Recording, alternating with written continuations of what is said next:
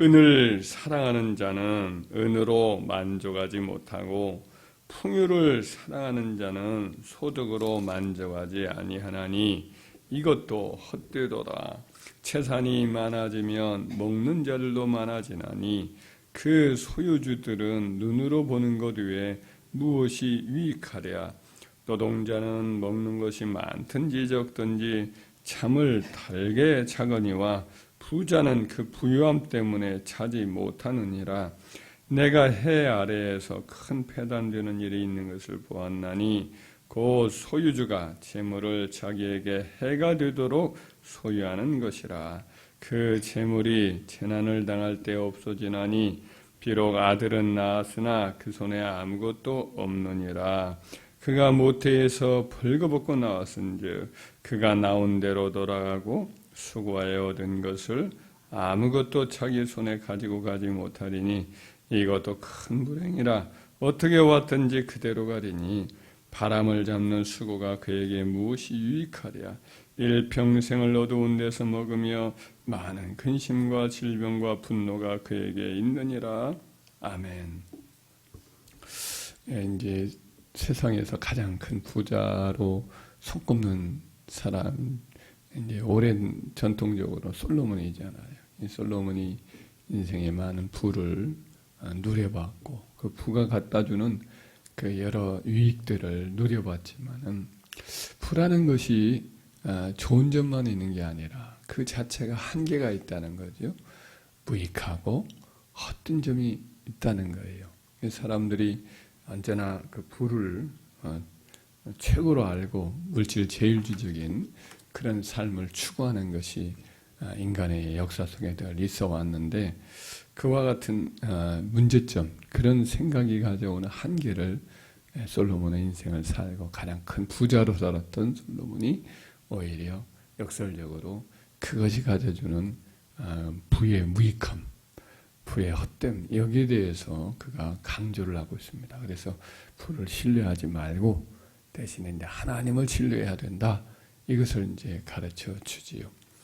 오늘 본문의 말씀에 8절의 여러 말씀 중에는 재물의 무익함, 그것에 대해서 하나씩 나열을 하고 있습니다.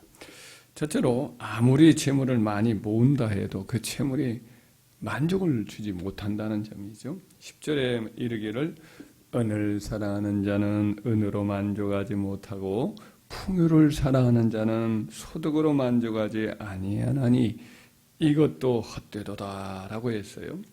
사람의 마음이 재물을 많이 가진다 해도, 그러니까 그 통장에 많은 돈을 저축을 하고 잔고를 갖고 있고 집에는 아름다운 가구로 채우고 좋은 차, 좋은 아파트, 비싼 그런 고가의 땅을 아무리 넓게 가진다 해도 만족이 없다는 거예요. 많이 얻으면 자기보다 더 많이 가진 자, 더 멋있고 화려하고 풍요로운 것을 가진 그런 사람을 이제 그 눈에 보이는 거예요. 그리고 비교하게 되고 또 만족이 없는 거예요. 더 많이 얻어야겠다는 생각을 또 갖게 되죠. 그런다 그 재물과 풍요로운 것을 아무리 가진다 해도 사실 인간의 그 마음의 그 내적인 갈망을 다 채우지도 못해요. 오히려 삶의 의미를 잃어버리는 경우가 많아요. 새 아파트, 새 차, 아름다운 가구로 장식된 집의 인테리어, 최고급 컴퓨터, 뭐 극장식, 무슨 TV 이런 걸로 다 도배를 해놔도 잠시는 마음이 즐거울지 모르지요. 한계 효용의 체감의 법칙이라는 게 있어요, 경제에. 그 점점 어떤 사물과 재화를 누리면서 얻는 그 기쁨이 점점 줄어드는 거예요. 맨 처음에 오늘 뭐 밥도 안 먹어도 배고프고 새집 장만해서 딱 들어가면 너무 좋은데 그 다음에는 그저 그러려니 하면서 떨어진단 말이죠. 하나님이 그렇게 만드셨어요. 재물은 한계가 있는 거예요. 그것이 가져다주는 만족이 헛된 면이 있다는 거죠. 둘째로는 재물을 많이 모으면 본인이 많은 유익을 누려야겠지만 사실은 별것 없어요. 다른 사람에게는 유익을 줄지 몰라요. 그러나 그 본인이 얻는 것은 눈으로 보는 것 외에 없다는 거예요. 11절에 이르기를 재산이 많아지면 먹는 자들도 많아지나니 그 소유주들은 눈으로 보는 것 외에 무엇이 유익하랴. 솔로몬 본인이 그 새끼 밥 먹는 것 외에는 뭐 별거 느꼈어요. 근데 그 솔로몬 궁전에 수많은 신하들, 시녀들, 이런 사람들을 먹이는 것을 눈으로 보는 것, 이거 위에 자기도 새끼밥 외에는 뭐 들어가는 게 없거든요. 삼성을 이렇게 기르고 있는 이재용 회장도 역시 마찬가지겠죠. 자기 수하에 있는 수많은 직원들이 가정이 있고 또 그 자녀들이 있으니까 그 참 먹이고 기르는 거지요. 사실은 식솔이지요. 그거 외에 자기가 먹는 것도 새끼밥 외에는 별것도 없어요. 그냥 눈으로 이 직원들이 잘 살고 있는 거, 그 직장에 출퇴근하는 거, 참 많이들 이렇게 내 수하에 잘 살고 있구나. 이거 위에 보이는 것 위에 뭐 더 할 것이 있겠느냐. 한계가 있는 거예요. 셋째로 재물을 많이 모으면 도리어 근심이 많아요. 12절에 보면 노동자는 먹는 것이 많든지 적든지 참을 달게 잘거니와 부자는 그 부유함 때문에 차지 못하느니라. 노동자는 출근해가지고 한 달 봉급을 얻죠. 또 하루 일당을 받고 뭐 먹는 건 된장골 먹든지 한 달에 한 번, 두 번 뭐 고깃밥을 먹든지 참은 평안히 사는 거지. 회사가 무너질, 대한민국이 망하지 않으면 뭐 그래도 먹고 살지 않겠는가 하면서 참을 편안히 잡니다. 그런데 부자는 비싼 레스토랑에서 맨날 외식을 한다고 해도 고기밥을 늘 먹는다 해도 자기가 가지고 있는 재산, 자기 기업, 사업체 이거 무한 경쟁 시대에 살아남을 수가 있겠는가 하면서 늘 고심을 하는 거예요. 늘 염려하고 여기저기 또 경쟁 사업과 여러 가지 유관 기업과 새로운 또 아이템들을 막 개발하려고 몸부림치니까 잠을 잘 수가 있나요? 잠을 못 자는 거죠. 그래서 13절에 이르기를 내가 해 아래에서 큰 패난되는 일이 있는 것을 보았나니 그 소유주가 재물을 자기에게 해가 되도록 소유하는 것이라 그랬어요. 해가 되는 거예요. 록펠러라는 사람이요. 하여튼 뭐 젊은 시절에 뭐 억만장자가 되었어요. 억만장자가 되었는데, 근데 그냥 너무 근심이 되니까 우유하고 뭐 자그마한 자그마한 거 어떤 거 이외에는 먹지 못하는 그런 상태로 완전히 사람이 망가지고 말았어요. 아무리 많이 가져도 행복하지가 못한 거예요. 재물 자체가 오히려 해를 끼치는 경우가 많죠. 재물이 많아지면 마가 끼어요. 예를 들면 돈을 노리는 자의 희생물이 되기도 하고 속이는 자가 주변에 들끓기도 하고 재물이 많아지면 본인이나 자녀들이 방탕용도 많이 생기고 그래서 화가 더 당할 일이 참 많이 있단 말이죠. 그래서 재물이란 도리어 해가 되는 경우도 있다. 넷째로 재물은 영구하지 않고 도중에 없어지고 나는 그런 점이 있는 거예요. 14절에 이르기를 그 재물이 재난을 당할 때에 없어지나니 비록 아들을 낳았으나 그 손에 아무것도 없느니라. 그 잘 평안하게 재물을 갖고 있고 잘 누리며 살고 있다가 어느 순간 재난이 와요. 집안에 무슨 사고가 있고 병이 드는 사람이 생기고 일이 갑자기 어떤 일이 그리쳐가지고 갑자기 그 모든 것들을 뭐 잃어버리고 화마가 덮쳐서 그 모든 재산을 다 태워버리거나 그런 일이 생기는 거죠. 그래서 재물을 가지고 있다 손 치더라도 그것이 언제까지 내 손에 있는 것이 아니에요.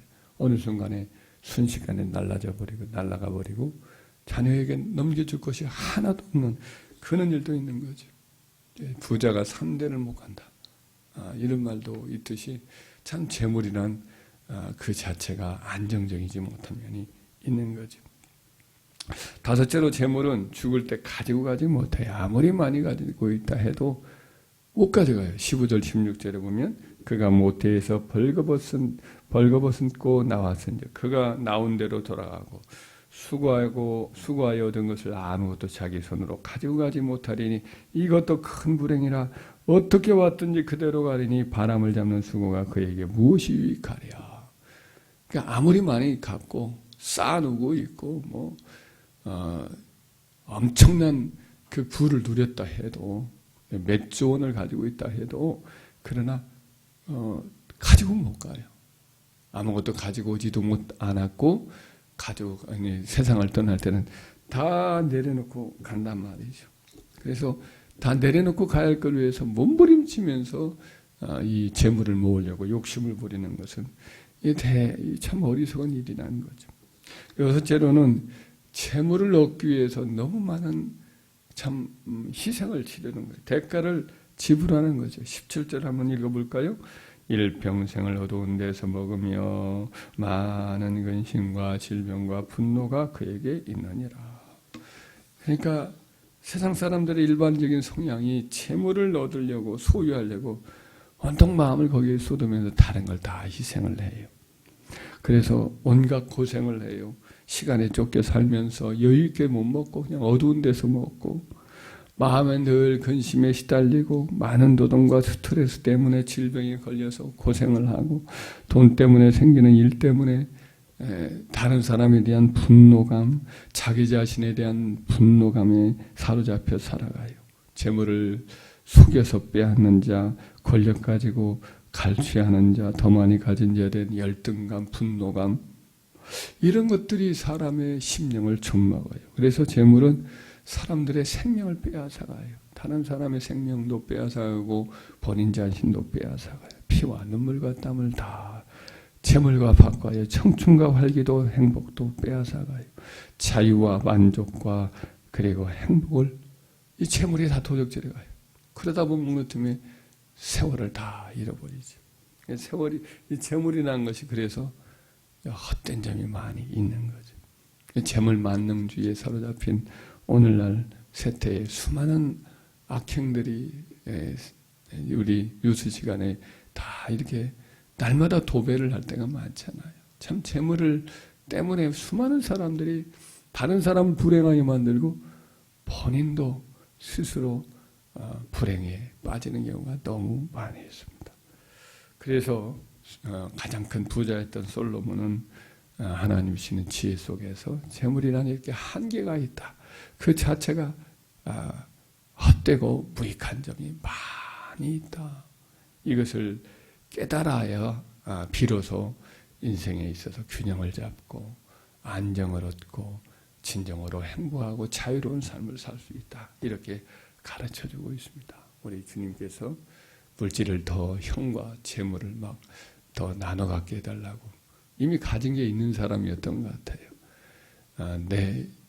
선생님, 내 형에게 명하여 재산을 나와 나눠 갖게 하옵소서 이렇게 정했던 사람에게 우리 주님께서 누가 나를 재물 나눈 자로 삼았느냐 하면서 상가 모든 탐심을 물리치라. 사람의 생명이 그 소유에 넉넉한 데 있지 아니하다 라고 가르쳐 주신 바 이 말씀을 우리도 기억하고 이는 바로 족하게 여기고 재물 자체가 우리에게 참된 만족을 가져다 주는 것 아니다.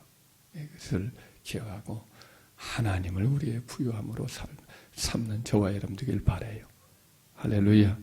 다윗이 내 소득은 내 여호와는 나의 산업과 내 잔의 소득이시니 주께서 내 분깃을 지키시나이다. 그 원문도 그렇고 우리말 번역도 그것이 맞는데 진정한 재물, 진정한 우리의 몫은 누구냐? 하나님 자신이다. 할렐루야.